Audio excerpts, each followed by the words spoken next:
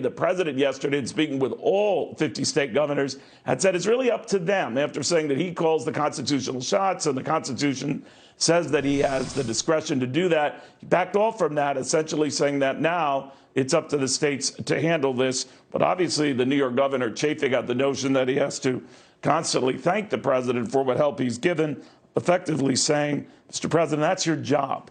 Let's get to read on all of this reaction from Doug Collins, the Georgia Republican. The back and forth continues, Congressman. What do you make of it?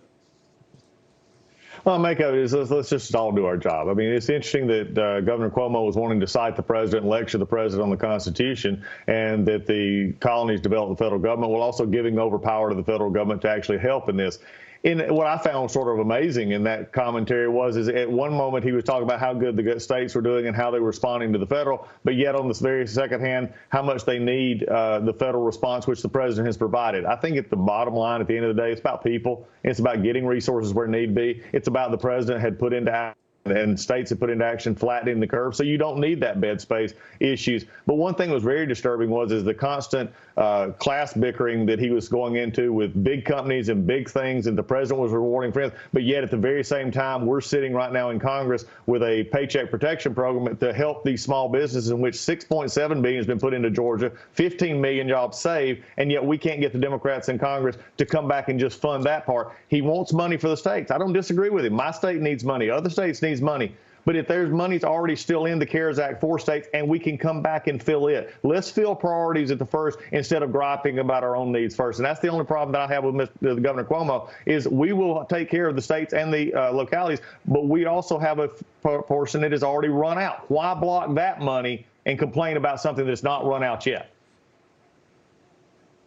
All right, so about that extra money you're looking for, Congressman, I guess it amounts to about $250 billion on top of the $360 billion that, as you accurately pointed out, is tapped out right now. It had much more demand and interest than obviously many thought. But it does seem to be sort of hanging in the balance here, and it would require, we're told, folks in Congress to come back to town to deal with it. How likely is that, or do you see this going anywhere?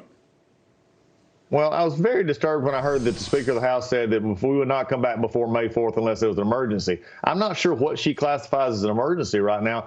Small business like payroll is an emergency. Maybe she doesn't believe that these businesses are a national emergency. Maybe she needs to get outside of the San Francisco and other areas to see the businesses that my communities and the communities all over this country who have applied, who need this help, and the ones who got the help are being able to keep people on employment, keep people in jobs, and do what we need to do so that when we come out of this, their businesses can thrive. But you've got many who are still saying, I need some help because the process needs to be expanded. We understood that when we made this. This is a program that was stood up very quickly. Secretary Mnuchin, the president, and others helped get it that way. We've had bumps in the road as we go, but people are getting help. So I would hope that we could figure out a way to do this quicker than that. But right now, the Speaker of the House has said that she just doesn't believe this is an emergency in some ways. That's sort of amazing to me.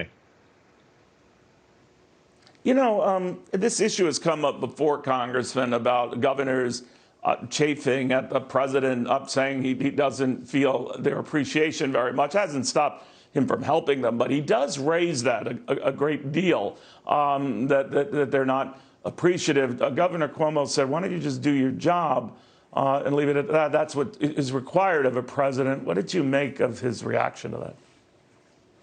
I view it as just lashing out. Governor Cuomo's had to deal with a lot in New York. The president has had to deal a lot. I love how Governor Cuomo talked about the states and the 50 of them. Well, the president is over 50 of them, not just one. And I think they both have those pressures upon them. And I think the president has responded in ways that he was listening to his health resources. It's sort of amazing. When this president listens to his health advisors, the CDC and others, he is immediately thought it was good and then criticized if it doesn't come out the way everybody thought the numbers were. That's how I heard that. But yet, if he didn't respond, it would be the opposite. So I think everybody right now needs to focus. We need to get our businesses back open as quickly and safely as we possibly can.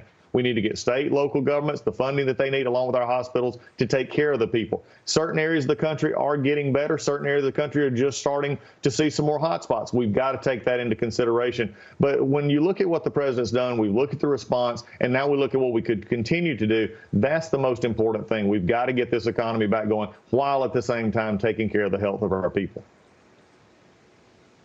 Congressman, you've been very, very patient, so I don't have an update on how things are going in Georgia, if you'll forgive me, but I would be curious what you make of the president's plan. It's a three-phase plan that if you think of these states that are delaying implementing anything until at least, May 15th, and I think with each phase of the president's plan, it's a 14-day period before you go from phase one with the initial opening of restaurants and theaters, obviously with spacing provisions and distancing provisions in effect.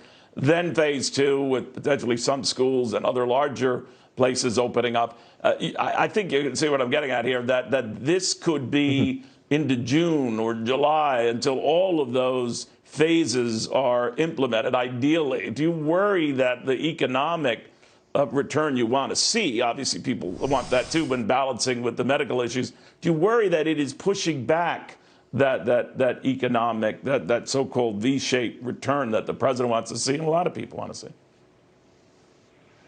Yeah, there is some concern about that. But the one thing I do believe that the president has always done in this crisis is he's responded to the information as it happens. And that's been a fluid situation. So there has been things that they would first take out. We'd find out we didn't need it. He would switch gears. He would help in different ways. And I think the task force that the president is set up will do that. And if this needs to be adjusted, I think due to what the evidence is on the ground, you'll see that. Here in Georgia, I think you'll see the governor here has reacted to more the middle of May. Our schools are shut down for the rest of this school year, looking to get back in the fall. So it will depend on each state and how they're adapting. And even I will have to agree with one thing Governor Cuomo said. Some states have not been affected as others have. They'll be able to open up sooner. And I think the guidelines are just that. They're guidelines. We'll see how they operate and allow the government and the federal government to work together. Congressman, thank you very, very much. Be well, be safe.